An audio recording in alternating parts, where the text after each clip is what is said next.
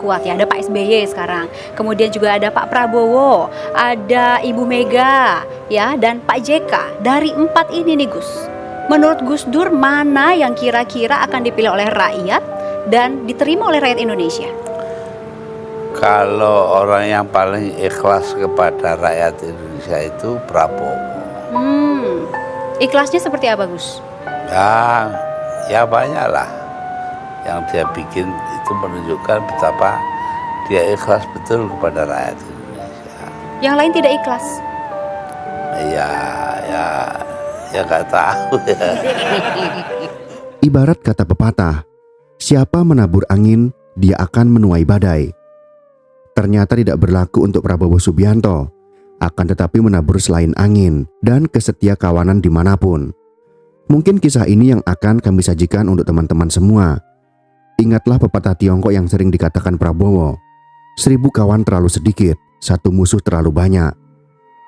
Jika kita dalami maknanya, maka akan sangat dalam sekali. Karena memiliki arti, kita tidak berpeluang mempunyai musuh, bahkan musuh pun kita anggap teman. Kembali lagi mengutip kisah Prabowo Subianto yang hijrah ke Yordania akibat fitnah yang mengarah kepada dirinya setelah lengsernya Presiden Soeharto. Hijrahnya ini bukan hanya asal pergi, dan mengapa Yordania yang dia pilih. Dalam materi ini ada kisah yang patut kita jadikan contoh tentang persahabatan yang akhirnya bisa menyelamatkannya dari bidikan fitnah yang sangat luar biasa. Kisah ini dicuplik dari sebuah buku yang berjudul Prabowo, Dari Cijantung Bergerak ke Istana, karya Femi Adi Supeno. Beginilah kisahnya.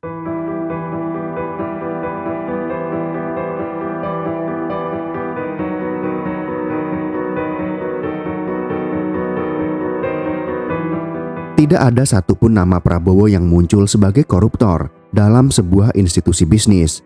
Ini yang membedakan Prabowo dengan mertuanya Soeharto. Kotak Prabowo hanya habis di panggung kemiliteran saja, dan Prabowo lenyap seolah tanpa jejak. Kemana ia pergi? Tentu saja ke Yordania. Mencoba untuk bersembunyi dan mencari suaka di luar negeri memang tidak pernah ditempuh oleh Soeharto.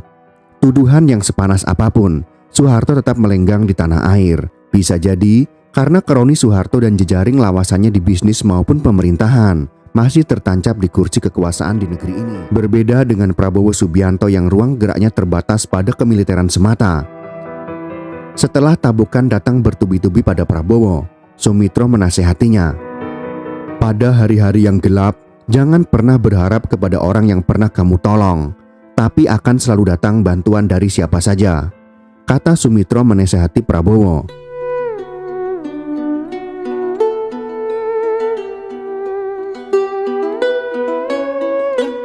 Ternyata nasihat orang tuanya menjadi kenyataan. Ada telepon dari Aman Yordania. Pangeran Abdullah yang sekarang menjadi Raja Yordania menelpon. Dia mengatakan, "What can I do? You're my friend," ucap Pangeran Abdullah kepada Prabowo Subianto melalui telepon. Gayung pun bersambut. Telepon dari Pangeran Abdullah ini kemudian menjadi tiket emas bagi Prabowo untuk terbang ke Yordania.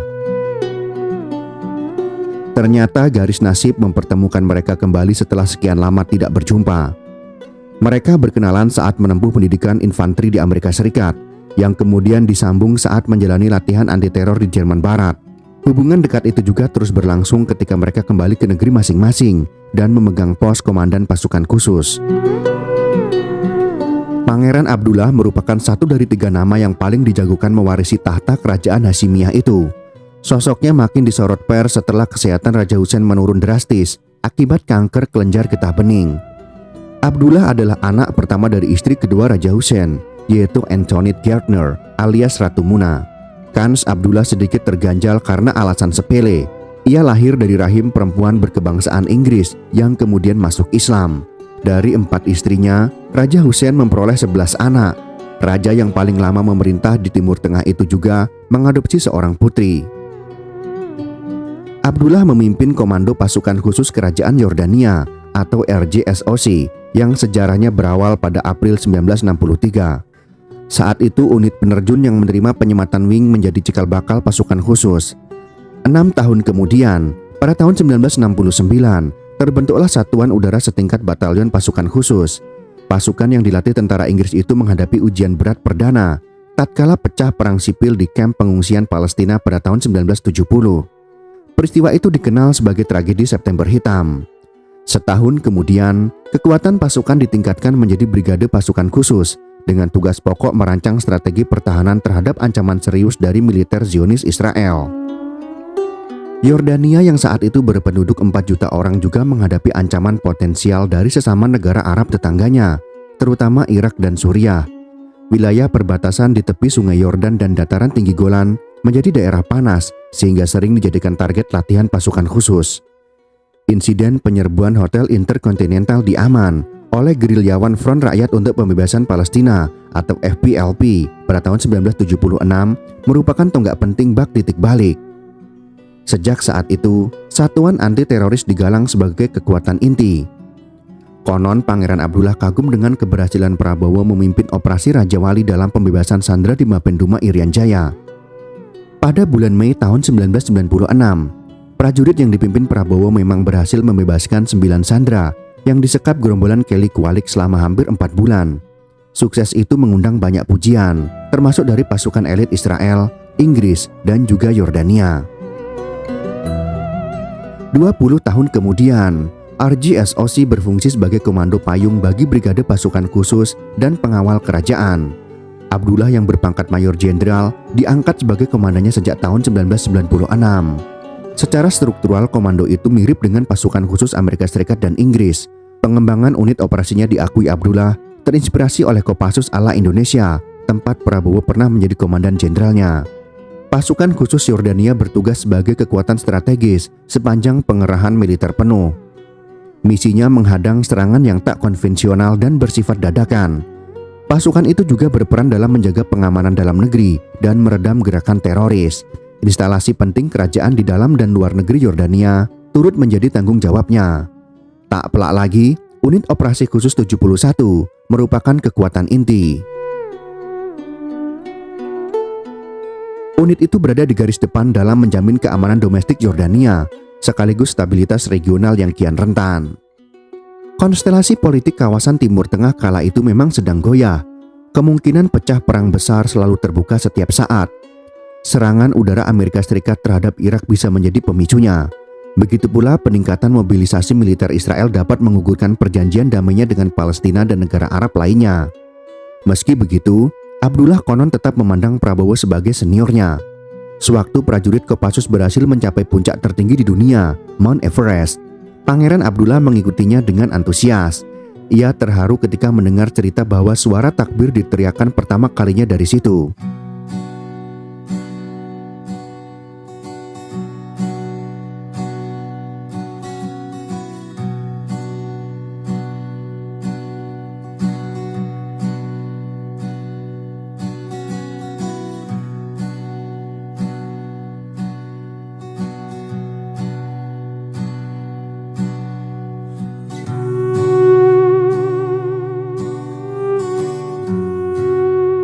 Kedatangan Prabowo ke Yordania, negeri antik yang berjulukan Philadelphia Abadi dan menjadi lanskap film Indiana Jones, rupanya berlangsung tanpa pengawalan ketat dan protokoler.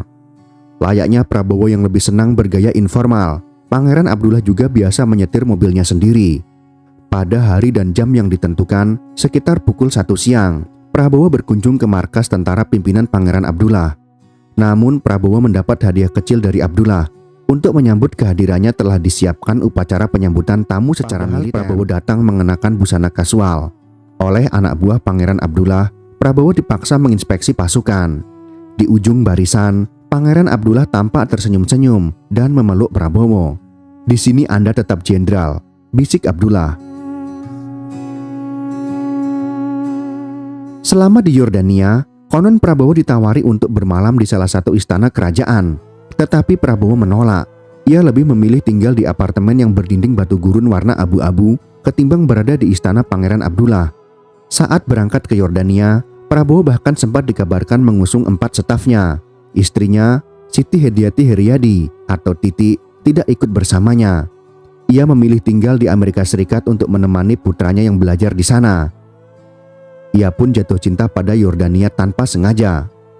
"Saat saya disingkirkan oleh ABRI, oleh elit politik Indonesia, negeri ini menerima saya dengan baik," kata Prabowo. Sementara Prabowo berada di Jazirah Arab ini, ada sejumlah tudingan yang dialamatkan padanya dari tanah air. Misalnya Prabowo diisukan melatih pasukan khusus di Yordania. Ada yang menduga ia menjadi semacam penasehat. Ada pula yang berspekulasi bahwa Prabowo melatih unit elit dari pasukan khusus itu. Kalau Yordania ingin minta pelatih asing, ngapain mesti mendatangkan dari Indonesia? Kita saja mendatangkan pelatih dari Barat. Jadi Yordania langsung mengambil dari sumbernya sana, kata seorang sumber yang namanya ogah muncul di majalah Gatra. Sesungguhnya tak ada yang aneh bila Prabowo berada di luar negeri. Ini bukan pertama kalinya ia berada di luar Indonesia. Hanya saja kepergian Prabowo kali itu terasa istimewa karena ia berada di mancanegara saat sejumlah kasusnya sedang disorot. Kerusuhan Mei tengah diselidiki dan perkara penculikan juga tengah bergulir di pengadilan. Apalagi tak sedikit orang-orang yang menyeret-nyeret nama Prabowo dalam 2 kasus besar di dalam negeri itu. Ada pula yang mengabarkan bahwa Prabowo lewat PT Tirtamas yang dimiliki Hasim Joyo Hadikusumo lebih tertarik dengan kegiatan ekspor. Karet, kopi dan rempah-rempah misalnya merupakan komoditi yang amat dicari di sana.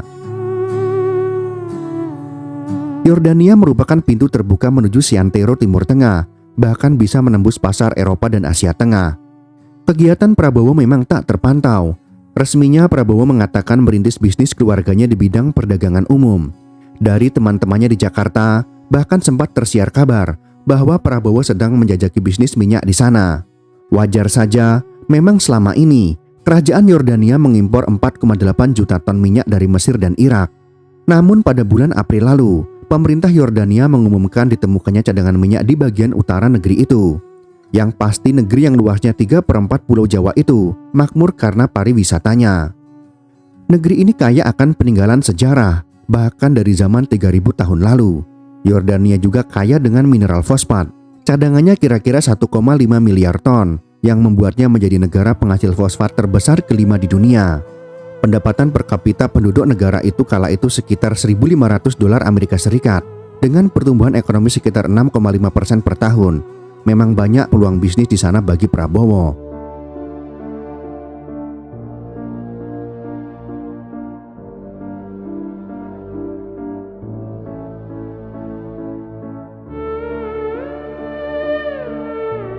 Selain ke Yordania, Prabowo juga mengasingkan diri ke Jerman. Ia bolak-balik di 2 negara yang memayunginya dengan aman dan nyaman itu. Prabowo bisa aman di Jerman konon berkat jasa B.J. Habibie yang turut melobi pada pemerintah Jerman. Kendati Habibie telah menuduh Prabowo hendak mengkudeta kekuasaannya, Habibie tetap berbaik hati pada Prabowo dan menguruskan keamanannya di Jerman. Ia beberapa kali memberi ceramah di sebuah sekolah komando angkatan bersenjata Jerman, ujar seorang sumber. Yang jelas di Jerman, Prabowo tak kelihatan aktivitas bisnisnya. Apalagi bagaimana mungkin seorang mantan komandan pasukan komando yang menculik saja tak becus hingga ketahuan bisa berbisnis. Namun yang jelas, Prabowo memang hidup terjamin di Jerman dan Yordania. Bayangkan jika menantu kesayangan Soeharto itu tidak mendapatkan perlindungan di Jerman dan Yordania. Andai kata Prabowo minta suaka di Amerika Serikat, belum tentu hidupnya bakal senyaman tinggal di Jerman atau di Yordania. Di Amerika Serikat tiap hari pasti akan ada demonstrasi orang-orang Indonesia di Amerika Serikat yang menentang kehadirannya. Pada awal Oktober tahun 1998, Prabowo juga pernah dikabarkan mencari visa untuk kunjungan biasa ke Inggris. Hanya saja kedutaan Inggris di Jakarta telah menolak permintaan Prabowo. Menurut seorang pejabat di kedubes tersebut, alasan Inggris menolak permintaan Prabowo adalah lantaran Inggris tidak mau dimasuki oleh orang yang sangat kuat diduga bertanggung jawab atas matinya atau hilangnya sejumlah aktivis dan rakyat tak berdosa lainnya di Indonesia dan Timur Timur. Batal bertolak ke Inggris, kenyataannya Prabowo bisa terbang ke Yordania. Kabar keberadaan Prabowo di Yordania memang sempat membuat pemerintah Indonesia pusing 7 keliling. Apalagi tersiar kabar dari harian Al-Ra'i, terbitan Aman Yordania, pada tanggal 12 Desember tahun 1998. Ada penganugerahan status kewarganegaraan Yordania melalui dekret Raja Hussein pada Prabowo. Dalam terjemahan bebas, harian berbahasa Arab itu menyebutkan, sebuah dekret raja juga dikeluarkan untuk menganugerahkan status kewarganegaraan Yordania kepada seorang warga negara Indonesia, Prabowo Subianto Kusumo. Sebetulnya ini tak istimewa, karena saban tahun kerajaan Yordania memberikan status kewarganegaraan kepada siapapun yang mengajukannya. Masalahnya, status hukum Prabowo masih dipersoalkan. Saat itu Menkeh atau Menteri Kehakiman yaitu Profesor Muladi SH dan Menlu atau Menteri Luar Negeri Ali Alatas terpaksa sibuk mencari kabar keseriusan Prabowo menjadi warga negara Yordania itu. Menteri Kehakiman atau Menkeh bahkan sudah menyiapkan senjata pamungkas. Kalau memang Prabowo resmi menjadi warga negara Yordania, dia akan dicekal. Pencekalan itu akan dilakukan pemerintah karena status hukum Prabowo sampai sekarang belum selesai, ujar Muladi. Yang pusing bukan hanya Muladi dan Ali Alatas saja. Mantan KSAD yaitu Jenderal Purnawirawan Rudini Urun bicara. Menurutnya pemberian penghargaan pemerintah Yordania kepada mantan Pangkostrat Prabowo sebagai warga negara kehormatan adalah hal wajar dan sah. Apalagi Prabowo sudah menjadi sipil. Menurut saya tidak ada yang dipermasalahkan, kata Rudini. Pasalnya saat itu tidak ada larangan bagi Prabowo bepergian ke luar negeri. Dengan demikian, tidak ada aturan yang melarangnya menerima penghargaan dari negara lain, kecuali kalau ia kena cekal atau mahkamah militer menyatakan statusnya sebagai tahanan. Selama itu belum dikenakan, Prabowo seperti warga negara lainnya karena tidak ada aturan hukum yang mengikatnya, jelas Rudini. Menurut Rudini, penghargaan Yordania bisa dilihat dari dua aspek. Pertama, Prabowo mungkin dinilai banyak membantu pengembangan militer Yordania. Kedua, bisa jadi ia ingin menjadi warga Yordania untuk bisa melatih tentara di sana. Mana yang benar saya tidak tahu, ucap Rudini. Mungkin imbuh Rudini, ada kekhawatiran dari Indonesia bahwa Prabowo akan membocorkan rahasia negara. Soalnya Prabowo pernah menempati pos-pos penting militer di tubuh ABRI. Kalau ada kekhawatiran, mengapa Prabowo diizinkan ke luar negeri, tidak dicekal? Tanya balik Rudini.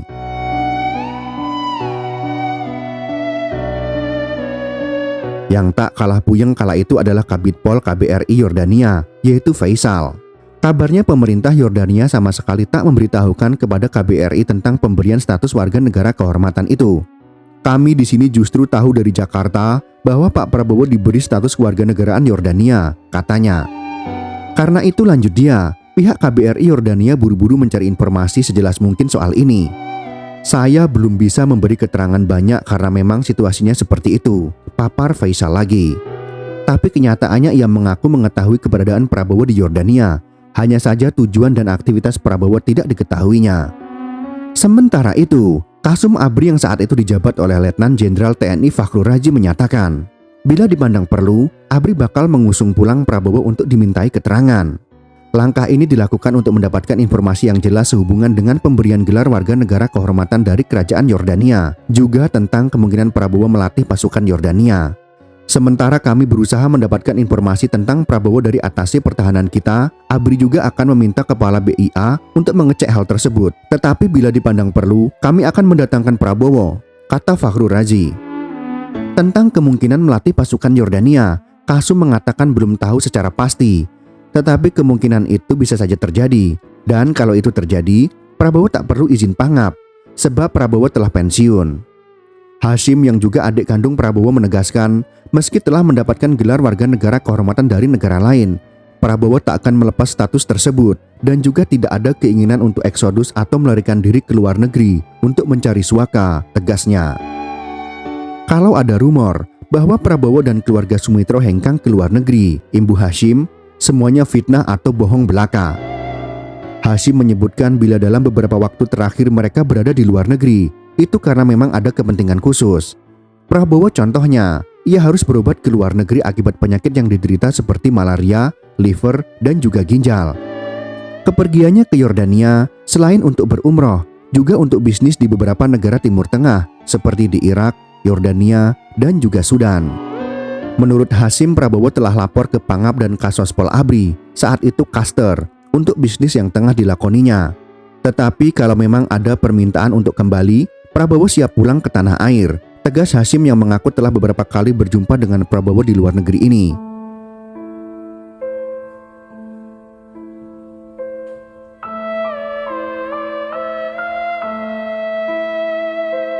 Seruan agar Prabowo pulang ke Indonesia tak urung datang dari Wiranto, Maret 1999. Musuh politiknya ini diminta pulang untuk kepentingan klarifikasi terhadap pertemuan di Makostrat pada tanggal 14 Mei tahun 1998 sesuai rekomendasi Tim Gabungan Pencari Fakta atau TGPF kasus kerusuhan 14-15 Mei tahun 1998. Saat itu Prabowo memang tengah berada di Malaysia, tetapi dalam 2-3 hari Prabowo kembali lagi ke Yordania. Markas Besar ABRI memanggil Prabowo melalui surat panggilan. Seperti diberitakan saat itu, Ketua TGPF Marzuki Darusman meminta pemerintah meneliti pertemuan 14 Mei tahun 1998 di Makostrat. Dalam rekomendasinya itu, Marzuki menilai untuk menyibak kasus kerusuhan 14-15 Mei itu, pertemuan di Makostrat tersebut harus diselidiki. Prabowo tidak pulang. Gugatan justru dilayangkan Prabowo ke tanah air. Saat itu, surat Presiden Habibie kepada Komisi Nasional Hak Asasi Manusia atau Komnas HAM tanggal 13 September tahun 1999 dikabarkan bocor melalui Mensesnek Muladi. Lewat surat itu, Habibie memastikan bahwa Letnan Jenderal Purnawirawan Prabowo Subianto, mantan Panglima Kostrat, sebetulnya tidak terbukti sebagai dalang peristiwa kerusuhan Mei tahun 1998. Meskipun demikian, Habibie sudah terlanjur menonaktifkan Prabowo dari jabatannya dan memensiunkan sebagai anggota TNI Angkatan Darat. Habibie memandang saat kerusuhan Mei tahun 1998, Prabowo sebagai pejabat militer yang bertanggung jawab atas keamanan negara. Sebagai konsekuensinya, pemerintah telah memberhentikan dirinya dari jabatan Panglima Kostrat dan memensiunkannya dari anggota TNI Angkatan Darat. Ini sangat merugikan nama baik Prabowo. Kami tengah menyiapkan pengacara untuk menggugat kembali agar nama baik keluarga, khususnya Prabowo, dapat pulih kembali, ujar Hashim Joyo Hadikusumo. Konstelasi politik di tanah air memang sedang berubah saat itu. Poros tengah menguat dan Gus Dur dijadikan Prabowo sebagai pintu masuk untuk kembali ke Jakarta. Gus Dur yang didukung poros tengah ini memang tengah mengancam kursi presiden yang dikangkangi Habibie. Bersama dengan Wiranto, Habibie telah mendepak karirnya dari Angkatan Darat dan menghujaninya dengan beragam tuduhan, termasuk mengepung rumahnya di Patra Kuningan. Maka sah-sah saja jika Prabowo menggunakan Gus Dur sebagai pintu masuknya pulang ke Indonesia. Dan tetap saja, di mata Dewan Kehormatan Perwira atau DKP, pimpinan Jenderal TNI Subagio, Prabowo keliru karena teknis kemiliteran. Prabowo ia dianggap sering melakukan tindakan sendiri, tanpa izin dan pelaporan ke atasannya. Karena hal tersebut, wajar kalau Prabowo akhirnya tersingkir, sebenarnya karena ia tak disukai oleh sebagian besar perwira-perwira Angkatan Darat. Perangainya temperamental dan sebagai menantu diktator, ia memegang nasib para perwira itu. Jadi ketika Presiden Soeharto lengser, Prabowo pun ikut lengser. Prabowo sendiri bukan seorang pemberani. Setelah dipecat, ia justru bersembunyi di bawah ketiak Pangeran Abdullah. Kunci untuk masuk ke Indonesia itu datang dari Gus Dur.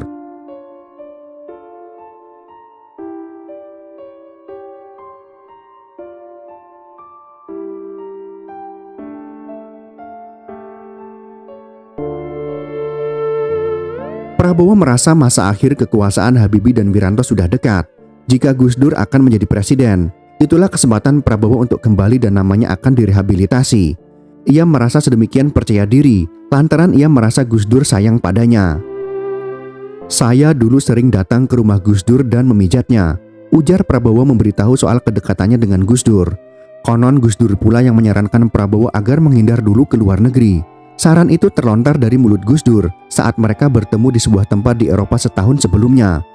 Apalagi orang dekat Prabowo, seorang mantan wartawati Kompas di Canberra, yaitu Rati Haryono, adalah sekretaris pribadi Gus Dur.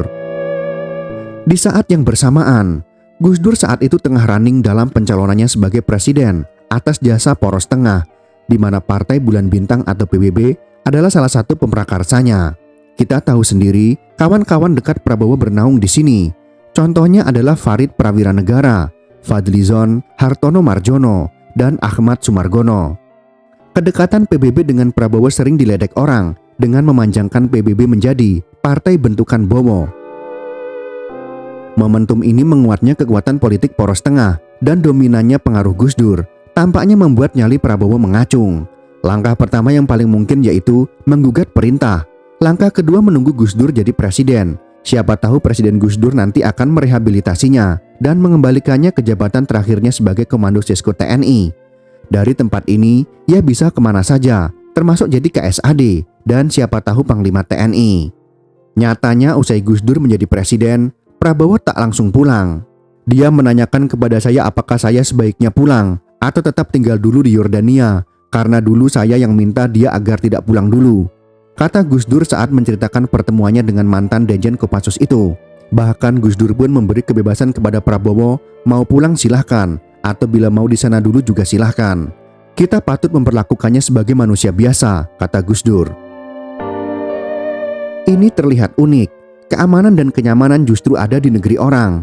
Walaupun tak menuruti wejangan Sumitro agar tak terlalu berharap banyak pada orang-orang yang pernah ditolong Prabowo, ia betah berada di Yordania. Nyatanya tanpa diminta, Abdullah dan Gus Dur bak 2 lembar tiket emas untuk masuk dan keluar di Indonesia maupun di Yordania.